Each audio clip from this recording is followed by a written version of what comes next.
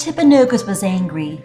The mountain god shook the hills and the valleys with the power of his passion. He cursed the rivers until they bore no fish, and his people were starving at his feet.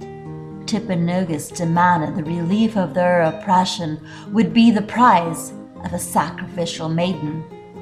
Among the tribe's women to be selected was the daughter of the chief, the best beloved and most beautiful of all maidens, Utana.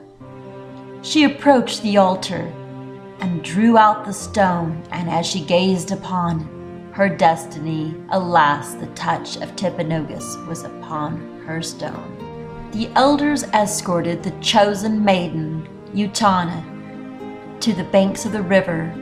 There she took pursuit on her own, winding her way up the mountainside. As she was traveling along her way, she saw a tribe of men dancing before their teepee. She skirted along the village, creeping, hoping to be unnoticed.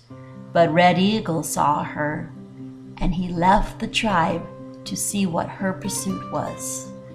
Red Eagle tracked the fleeing maiden along the river and up the steep sides of the ledges to the top of the mountain. At the peak of the mountain, she paused in terror of the deed that she agreed to. Red Eagle, too, felt this great sacrifice just about to take place. Utana, standing upon the brink of the precipice, chanting an appeal and sacrifice and preparing to leap into space, was stopped when Red Eagle spoke softly to her.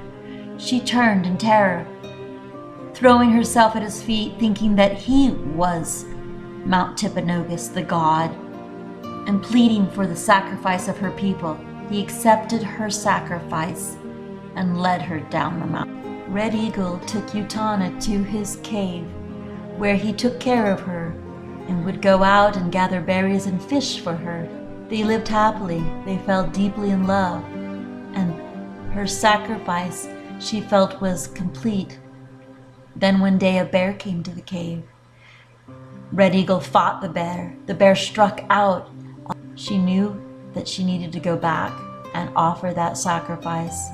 The next morning, when Red Eagle was asleep, she went out and headed back to the top of the mountain. When Red Eagle woke up and saw that she was not there, he went out looking for her, pleading for her. Then he went in pursuit of her, and when he saw her at the top of the mountain ready to leap once again, he screamed after her, but it was too late. She plunged to her death below. As he looked down, he gathered up her body and carried it back to the cave and laid it down before Mt Timpanogos, weeping with love and miss of the woman he loved. Then the great Timpanogos did a wondrous thing. Up from the bodies of his children, he commanded their bleeding hearts to rise and merge into one. And over the lifeless bodies rose a great heart and fastened itself to the brilliant cave ceiling. To this day, this great heart hangs in Timpanogos Cave as a symbol. The legend of Red Eagle and Utana's love lives on.